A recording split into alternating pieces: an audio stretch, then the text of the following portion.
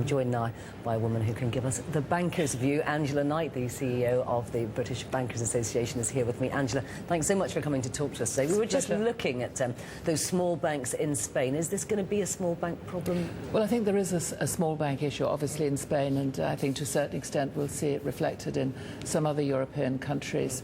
And the reason is, apart from, everybody was in the game of the big bubble and the big credit boom, but also because in some countries, like, for example, in the UK, we have actually already done, that balance sheet cleansing. The business is saying, yes, that was a bad loan and we're going to take a provision against it now, or write it down, or whatever. But in some countries that has not yet taken place. Right, so that's what we're seeing. So I think we're seeing that. And good on Spain, they're actually trying to grip it.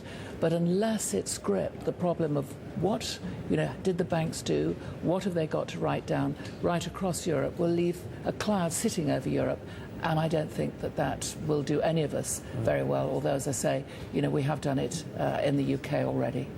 Now let's look at the EU regulation proposals. Not something that you're keen on.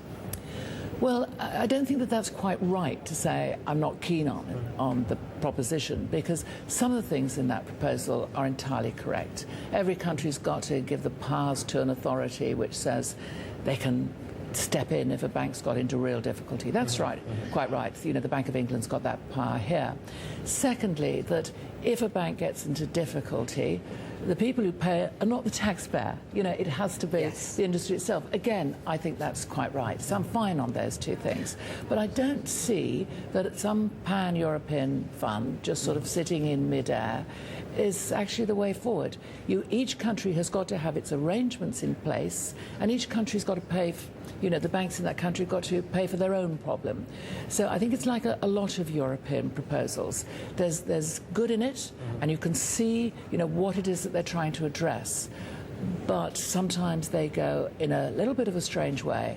And here I think they've come to an early conclusion of something which may well not be, the right end game. The right end game is each country's got to have the necessary requirements in place. Each country, the banks have got to step up to the plate of their responsibility, and each country's got to ensure that there's a protection for the taxpayer. Now, George Osborne's proposal is quite different. A levy on banks, but one that would go to pay down the deficit. What about that? And in many countries, that is exactly what they want. And that is why... I mean, it does make sense, because if the concern is that sovereign debt, if the risk that banks' risks to sovereign debt is the problem, then obviously the less sovereign debt there is, the less risky it is for banks. Is that too simplistic? It is too simplistic. but if we look at it another way, you have to say that right at the moment, the problem is an economic one. Our country, other countries have not been as fiscally prudent as they should have been in the good times, and that means that they're short of money. So if they're short of money, well, let's deal with today's problem now. If we're looking to the future, I mean, we're not, the future it does need to be addressed, but we're not going to get to the future unless we deal with today properly.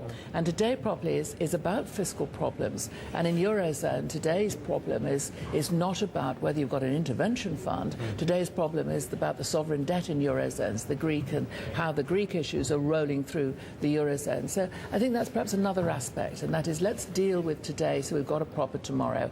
And sometimes I think, again, considerations have got out of kilter. But we're, the UK government does have to address the fiscal deficit. We know that, you know that, public knows that. So let's address that now. Just before we go, the idea of a global regulation, it's utopian, it's not really practical, is that right? What can be done globally is a set of principles.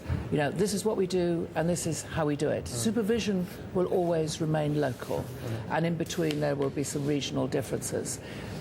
You can't bring everything to the same, so you're correct on utopia. But what you can do is you can move to a greater degree of equivalence than we were in the past, and particularly in areas that are important to stability, both of individual institutions such as capital and liquidity, and also the system. I support the G20's approach in those ways.